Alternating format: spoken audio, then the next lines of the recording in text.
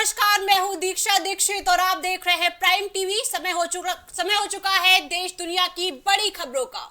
CM योगी आज काशी दौरे पर हैं। हम आपको बता दें कि पीएम मोदी काशी के मेहंदीगंज में 18 जून को 50,000 किसानों से संवाद करेंगे। इस दौरान पीएम 20,000 करोड़ की सौगात भी देंगे। जहां पीएम के दौरे को लेकर प्रशासन तैयारियों में जुटा है। इसी कड़ी में सीएम योगी आदित्यनाथ भी आज 2 दिवसीय दौरे पर काशी पहुंच रहे हैं और वे पीएम के दौरे की तैयारियों का जायजा भी लेंगे। साथ ही कार्यक्रम स्थल का भ्रमण भी करेंगे। इसके अलावा सीएम अधिकारियों के साथ समीक्षा बैठक भी करेंगे। इस दौरान हम आपको बता दें कि सीएम योगी बाबा विश्वनाथ और काल भैरव मंदिर में जाकर दर्शन पूजन करेंगे और दूसरे दिन सुबह पुलिस लाइन से लखनऊ के लिए रवाना होंगे।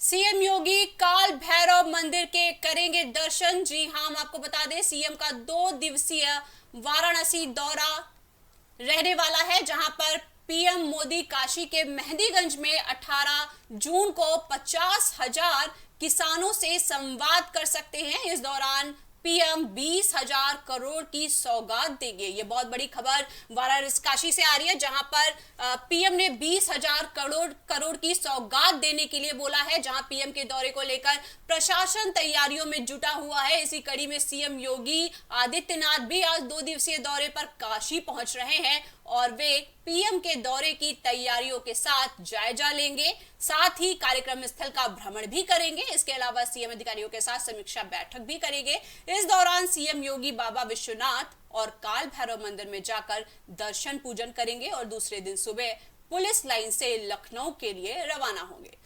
तो बहुत बड़ी खबर काशी से, सीएम का 2 दिन का वाराणसी दौरा, पीएम के दौरे की तैयारियों का जायजा लेंगे सीएम योगी काल भैरव मंदिर में करेंगे दर्शन।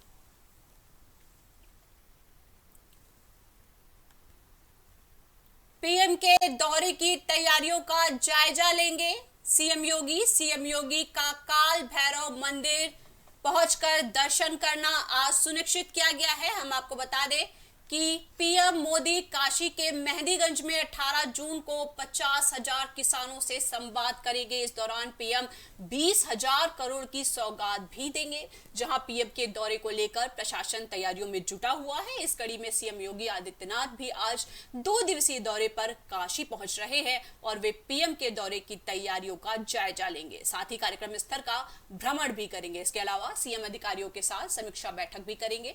इस दौरान हम आपको बता दें कि सीएम योगी बाबा विश्वनाथ और काल भैरव मंदिर में जाकर दर्शन पूजन करेंगे और दूसरे दिन सुबह पुलिस लाइन से लखनऊ के लिए रवाना होंगे। बहुत बड़ी खबर आ रही है काशी से, जहां सीएम का 2 दिन का वाराणसी दौरा, पीएम के दौरे की तैयारियों का जायजा लेंगे सीएम योगी काल भैरव मंदिर में करेंगे दर्शन।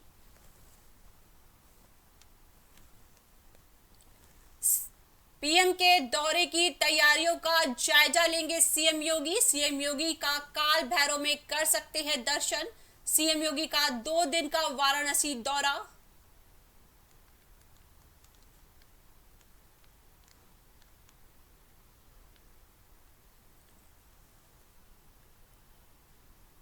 बहुत फोन लाइन पर ज्यादा जानकारी के लिए हमारे साथ जुड़ चुके हैं शैलेंद्र सिंह, क्या कोई जानकारी है आपको पास इस दौरे को लेकर के? क्या पुख्ता इंतजाम किए गए हैं, जरा इस पर प्रकाश डालिए। जिस तरीके से सीएम यहाँ पे पहुंच रहे हैं वाराणसी दौरे के लिए, शाम को यहाँ पे वाराणसी में पहुंचेंगे। इसके साथ साथ श्री काशी विश्वनाथ मंदिर में दर्शन पूजन करेंगे और श्री काल भैरव जी मंदिर में जाकर दर्शन पूजन करने के उपरांत जो है समीक्षा बैठक करेंगे, पदाधिकारियों के साथ बैठक करेंगे और सब हाल जानेंगे शहर के विषय में। इसके साथ साथ प्रधानमंत्री 18 तारीख को वाराणसी के मेहंदीगंज में अपनी सभा को संबोधित करेंगे। करीब 50,000 किसानों की पहुंचने की संभावनाएं की गई हैं। इसके साथ साथ उस बैठक में ये भी जायजा लेंगे और साथ ही निरीक्षण करेंगे कि कितने किसान पहुंच रहे हैं और उनकी सुविधाएं किस तरीके से रहेंगी। इन तमाम बिंदुओं पर जो है सुरक्षा को लेकर क्या पुख्ता इंतजाम किए गए हैं, इस पर जरा प्रकाश डालिए। सुरक्षा को लेकर किस तरीके के पुख्ता इंतजाम किए गए हैं? सुरक्षा के मद्देनजर अगर बातें की जाए तो प्रधानमंत्री के आने से पहले जो है यहाँ पे सुरक्षा के लिए कड़े इंतजाम किए गए हैं।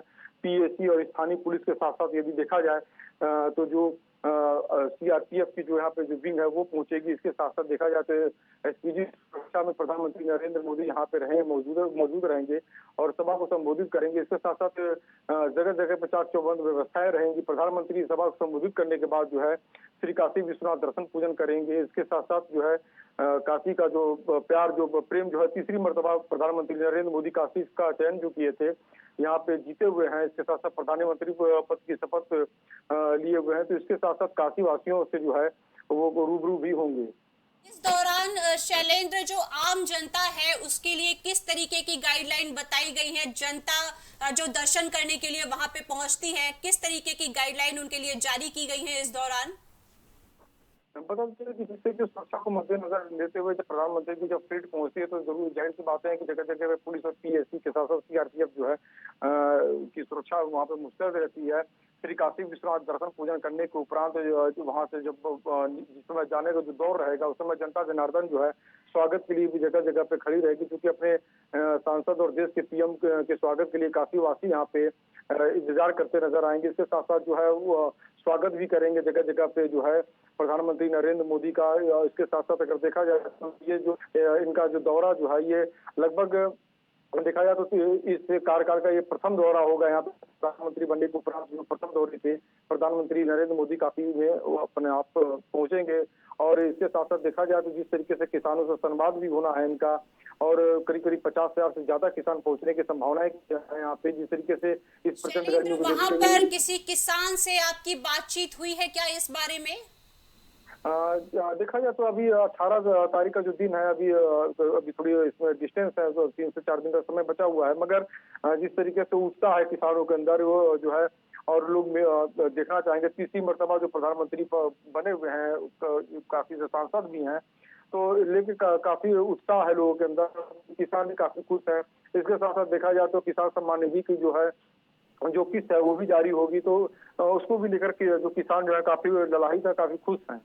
शैलेंद्र, बहुत बहुत धन्यवाद आपका हमारे साथ जुड़ने के लिए। बने रहिएगा हमारे साथ। चलते हैं आगे की खबरों पर। उत्तर प्रदेश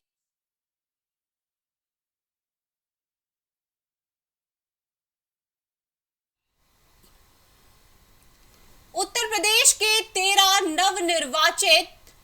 के 13 नवनिर्वाचित MIC का आज शाम 4 बजे मुख्य भवन स्थित तिलक हॉल में शपथ ग्रहण समारोह होगा, जहां सभी 13 नवनिर्वाचित MLC को विधान परिषद के सभापति कुंवर मानवेंद्र प्रताप सिंह शपथ दिलाएंगे। हम आपको बता दें कि इस शपथ ग्रहण समारोह में मुख्यमंत्री योगी आदित्यनाथ भी शामिल रहेंगे।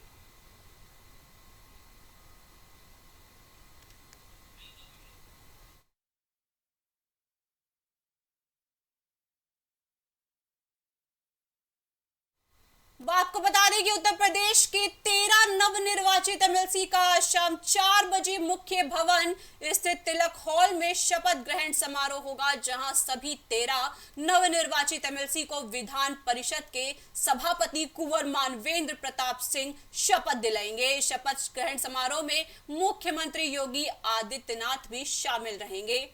शाम 4 बजे तिलक हॉल में होगा शपथ ग्रहण समारोह। सभापति कुंवर मानवेंद्र प्रताप सिंह भी रहेंगे शामिल। मुख्यमंत्री योगी शपथ। इस मामले में पूरी जानकारी देने के लिए हमारे साथ संवाददाता अनुराग त्रिपाठी जुड़ चुके हैं। क्या कुछ जानकारी है अनुराग त्रिपाठी इस शपथ ग्रहण समारोह से जुड़ी आपके पास? कृपया कर हमारे साथ साझा करें। देखिए दीक्षा, जो 13 MLC हैं जो आज शपथ लेंगे, इनमें 10 NDA के MLC शामिल हैं, जिनमें बीजेपी के महेंद्र सिंह, विजय बहादुर पाठक, अशोक कटारिया, संतोष सिंह, मोहित बेनीवाल, राम तीरथ सिंघल, धर्मेंद्र सिंह। इसके अलावा सुभाषपा के जो प्रत्याशी हैं विच्छेलाल रामजी, रालोद के जो प्रत्याशी हैं योगेश चौधरी और अपना दल एस के जो कार्यकारी अध्यक्ष और प्रत्याशी हैं आशीष पटेल। ये NDA के 10 प्रत्याशी हैं जो कि MLC के लिए चुने गए हैं, जो कि आज शपथ लेंगे। इसके अलावा समाजवादी पार्टी के 3 प्रत्याशी हैं जो निर्विरोध MLC बने हैं, जिनमें बलराम यादव हैं, शाह आलम उर्फ गुड्डू जमाली हैं, किरण पाल कश्यप हैं। ये सभी आज MLC पद की शपथ लेंगे और मुख्यमंत्री भी वहां पर मौजूद रहेंगे। तो तमाम इनकी तैयारियां हो चुकी हैं। अभी शाम के 4 बजे का इंतजार है, जबकि ये MLC पद की शपथ लेंगे। सुरक्षा की दृष्टि से अनुराग, वहां पर क्या कुछ इंतजाम किए गए हैं प्रशासन की तरफ से? देखिए, शपथ ग्रहण समारोह जो है विधानसभा के अंदर होना है, तो ऐसे में वहां पर सारी तैयारी पहले से कर ली गई है। सारे जो विशेष सचिव और रिटर्निंग ऑफिसर हैं वहाँ मौजूद रहेंगे और जिस तरीके से आज ये कहा जा रहा है शाम को 4 बजे ये प्रोग्राम होना है जबकि शपथ ग्रहण समारोह होगा।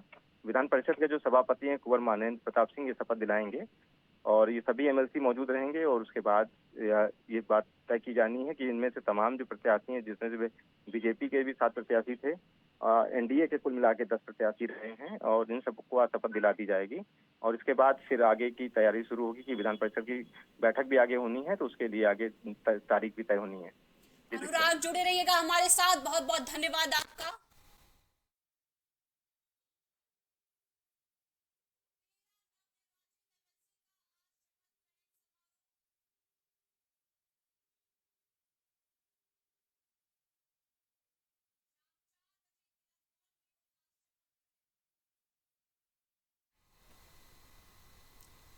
राजधानी के अकबर नगर में अवैध निर्माण के खिलाफ लखनऊ विकास प्राधिकरण का बुलडोजर एक्शन जारी है, जिसमें अब तक अवैध रूप से बने 350 मकानों को ध्वस्त किया जा चुका है और आज भी यह सिलसिला लगातार जारी है। यह पूरी कार्रवाई में 12 से 15 दिन का समय लगेगा। इसके लिए सुबह 6 बजे से ही कई मार्गों पर ध्वस्तीकरण की समाप्ति तक रूट डायवर्ट लागू कर दिया गया है।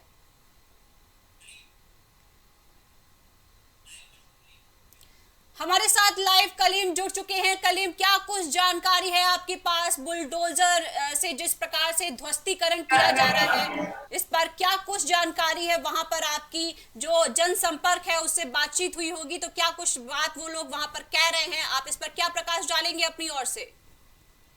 देखिए दीक्षा जी, जिस तरीके से बात की जाए अकबर नगर में जो ध्वस्तीकरण की जो कार्रवाई चल रही है वो कार्रवाई लगभग आचार संहिता से पहले से ही चल रही है, क्योंकि जिस तरीके से सरकार वहां पर रिवर फ्रंट के जो ड्रीम है वो बनाने का काम कर रही है, लेकिन उस दौरान जो अवैध निर्माण थे वहां पर उन अवैध निर्माणों को नोटिस दिया गया था मकानों को खाली करने के लिए, लेकिन जिस तरीके से उन लोगों ने वहां पर से खाली नहीं किया था, जिसके बाद ये मामला सुप्रीम कोर्ट तक भी पहुंचा था, लेकिन खारिज होने के बाद से ये कार्रवाई और तेज हो गई है। क्योंकि बीच में अगर बात की जाए कुछ माह के लिए जो कार्रवाई रोकी गई थी, आचार संहिता था, आचार संहिता जैसे ही हटी है उसके बाद से एक बार फिर से जो ध्वस्तीकरण की कार्रवाई है वो तेज हो गई है। लेकिन अगर बात की जाए वहां पर जो रहने वाले लोगों को लगभग 1800 लोगों को जो प्रधानमंत्री आवास योजना है वो आवंटित किए गए, लेकिन 788 लोगों को अभी तक जो कब्जे की बात की जाए वो कब्जे दिलाए जा चुके हैं। लेकिन अगर वहां पर ध्वस्तीकरण की कार्रवाई की बात की जाए तो ध्वस्तीकरण की जो कार्रवाई है उस कार्रवाई की जद में फिर चाहे मदरसों की बात की जाए, मस्जिद की बात की जाए या फिर स्कूल की बात की जाए या फिर मंदिरों की बात की जाए, ये बातचीत हो रही होगी तो लोग कितना संतुष्ट हैं इस समय इस प्रक्रिया से? आप इस पर क्या राय रखना चाहेंगे?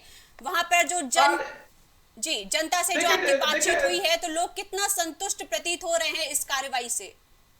देखिए दीक्षा जी, जिस तरीके से वहां स्थानीय लोगों की बात की जाए तो स्थानीय लोगों के अंदर जो आक्रोश है, क्योंकि वहां पर 3 दशक से जो लोग वहां पर निवास कर रहे थे और एकाएक उस कॉलोनी को अवैध घोषित किया गया और अवैध घोषित करने के बाद जिस तरीके से वहां पर उनके मकानों को खाली करा करके ध्वस्तीकरण की जो कार्रवाई है वो की जा रही है, तो उसको लेकर के जो वहां के जो जनप्रतिनिधि हैं उनमें काफी आक्रोश है और कई बार उन लोगों के द्वारा विरोध भी किया गया। लेकिन अगर अभी कल की तस्वीरों की बात की जाए तो कल की जो तस्वीरें थी उन तस्वीरों में भी साफ देखा गया था जिस तरीके से ध्वस्तीकरण की जो कार्रवाई हो रही थी उस ध्वस्तीकरण की कार्रवाई के बीच में वहां की जो स्थानीय महिलाएं वो विरोध में आ रही थी, लेकिन उसके बाद जो पुलिस ने जो शांति व्यवस्थाओं की बात की जाए शांति व्यवस्था बनाने के लिए उन महिलाओं को वहां से दरकिनार किया था, जिसके बाद जो कार्रवाई में किसी तरह की फिर बाधा नहीं आई थी। लेकिन अगर देर रात की अगर तस्वीरों की बात की जाए, क्योंकि 2 शिफ्टों में जिस तरीके से ध्वस्तीकरण की कार्रवाई चल रही है, सुबह 6 बजे से दोपहर के लगभग 3 बजे तक और 4 बजे से शाम के 8 बजे तक जो कार्रवाई चली उस कार्रवाई के दौरान वहां पर किसी तरह की कोई चूक ना हो। कलीम, प्रशासन को इस कार्रवाई के दौरान क्या कुछ दिक्कतों का सामना करना पड़ रहा है?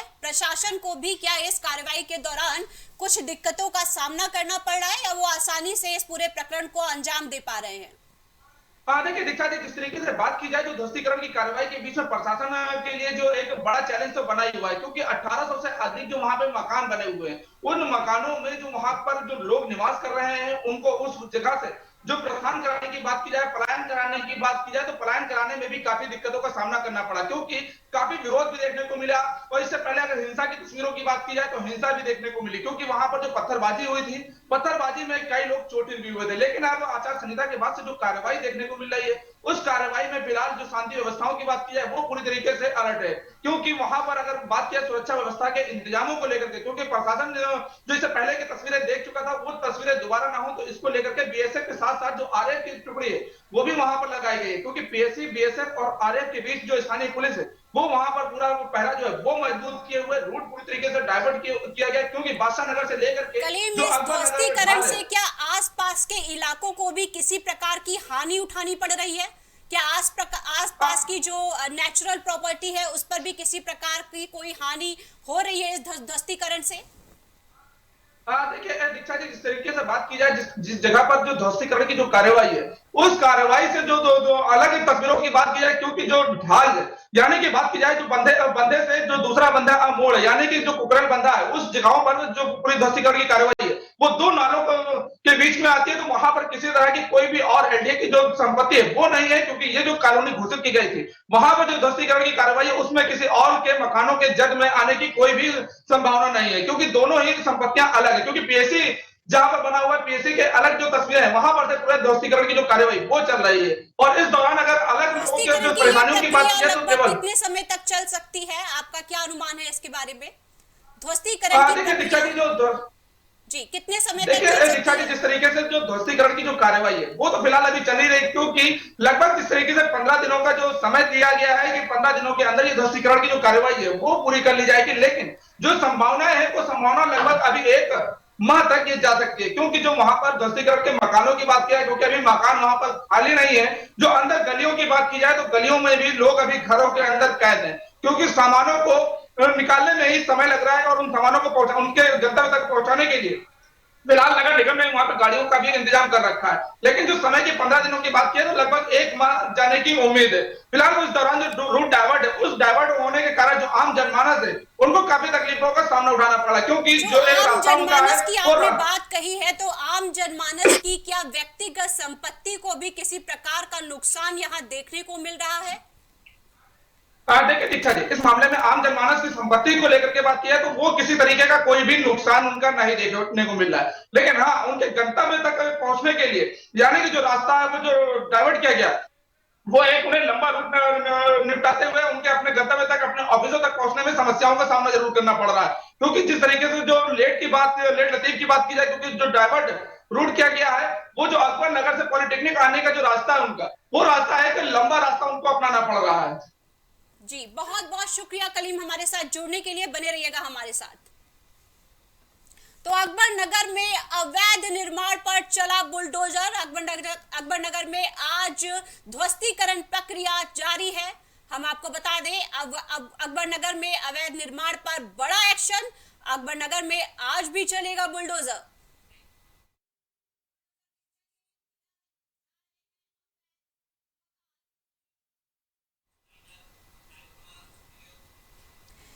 देश दुनिया की बाकी बड़ी खबरों से जुड़े रहने के लिए आप बराबर बने रहिए प्राइम टीवी के साथ। आप सभी का धन्यवाद। नमस्कार। कुछ भाव पुष्प। आप देख रहे हैं प्राइम टीवी, सच साहस सरोकार। मस्तिष्क मनोरोग, नस एवं नशा मुक्ति के विशेषज्ञ डॉक्टर राकेश पासवान। पता Sitaram hospital, Darbhanga colony, Lowther road, Prayagraj. babasahebshadi.com ये पोर्टल वेबसाइट शादी विवाह के रिश्तों के लिए ये बहुत ही भरोसेमंद और बेहतरीन पोर्टल वेबसाइट है।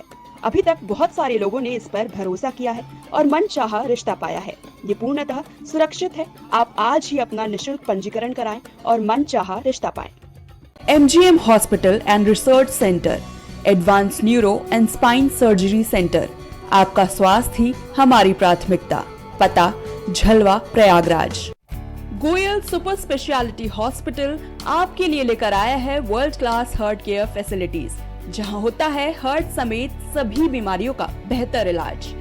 संपर्क करें अयोध्या रोड, चिन्हट, लखनऊ। डाउनलोड करें भोजपुरी के पहला story telling mobile app यायावरी via Bhojpuri play store से और डूब जाएं दुनिया भर के कहानियन के अद्भुत सागर में आपन भाषा भोजपुरी में। यायावरी वाया भोजपुरी, कथा कहानी आपन बन। Cosmo laser dental clinic and dental implant centre जो देता है आपको वर्ल्ड क्लास की बेहतरीन डेंटल सुविधाएं। पता प्रथम तल वृंदावन टावर ऑपोजिट होटल जेके palace, civil lines, Prayagraj, Uttar Pradesh. संपर्क करें 3938882172। इम्प्लानेट डिजिटल वर्ल्ड लेकर आया है इलेक्ट्रिक स्कूटर की दुनिया में नई क्रांति। बेहतर कंफर्ट, आधुनिक सुविधाओं से लैस रोड का नया बादशाह। इलेक्ट्रिक स्कूटी अपनाए, प्रदूषण को कहे बाय बाय। पता प्रोफेसर कॉलोनी, कमला नगर, आगरा। बच्चों के उज्जवल भविष्य के लिए चुने आदर्श जनता विद्यालय, गोला कस्ता रोड, उमरपुर, लखीमपुर खीरी। एडमिशन के लिए आज ही संपर्क करें। माँ सरस्वती शिक्षण संस्थान मदुरी, राजकीय मान्यता प्राप्त विद्यालय जहाँ होता है भविष्य निर्माण। एडमिशन के लिए आज ही संपर्क करें और अपने बच्चों को दिलाएं बेहतर शिक्षा। जिला खीरी, उत्तर प्रदेश। ग्वालियर शहर का जाना माना पैलेस, शानदार फैसिलिटीज और एयर कंडीशन रूम्स की अवेलेबिलिटी। तो देर किस बात की, आज ही संपर्क करें जनकपुरी पैलेस और श्रीराम इवेंट, जनकपुरी प्लाजा, दाने बाबा रोड, शताब्दीपुरम, ग्वालियर। फिजियोथेरेपिस्ट नजमा खान की फिजियोथेरेपी के माध्यम से पाए पुराने से पुराने दर्द से तुरंत निजात। सीरा best health care happy family, पता डोंगरपुर नहर, MS रोड, कैलारस, मुरैना, मध्य प्रदेश। सालों से लोगों की स्वास्थ्य का रखा ख्याल, लोगों को जिनसे मिलता है बेहतर उपचार। Doctor Shri Krishna Singh Yadav, consultant physician, जिला चिकित्सालय के सामने, रोशन कुटीर, मुरैना। शिक्षा जीवन सार्थक करता यही मंत्र है मूल्य, शिक्षा की ही ज्योति जलाता बाल मंदिर हाई स्कूल। बच्चों के सुनहरे भविष्य के लिए आज ही चुने Bal Mandir high school, Jabalpur road, Deori, जिला रायसेन। Admission open. दशकों से प्रयागराज के विश्वसनीय शैक्षणिक संस्थानों में से एक वैभव क्लासेस, जहां मिलता है शिक्षा का बेहतर एनवायरनमेंट अनुभवी शिक्षकों के साथ। पता near auto sales building, civil lines, Prayagraj. Deori का प्रतिष्ठित ज्वेलरी शोरूम श्रीकांत ज्वेलर्स, 18, 20 और 22 कैरेट सोने के आभूषणों की विशाल रेंज, चांदी के बर्तन व आभूषण, गिरवी सुविधा उपलब्ध। संपर्क करें सराफा बाजार, देवरी, जिला रायसेन। वॉलपेपर की बेहतरीन डिजाइन के साथ इंटीरियर और एक्सटीरियर के कार्यों का बेहतरीन अनुभव। केसरवानी पेंट्स एंड हार्डवेयर, पता जवाहरलाल नेहरू रोड, निकट पार्वती हॉस्पिटल, प्रयागराज।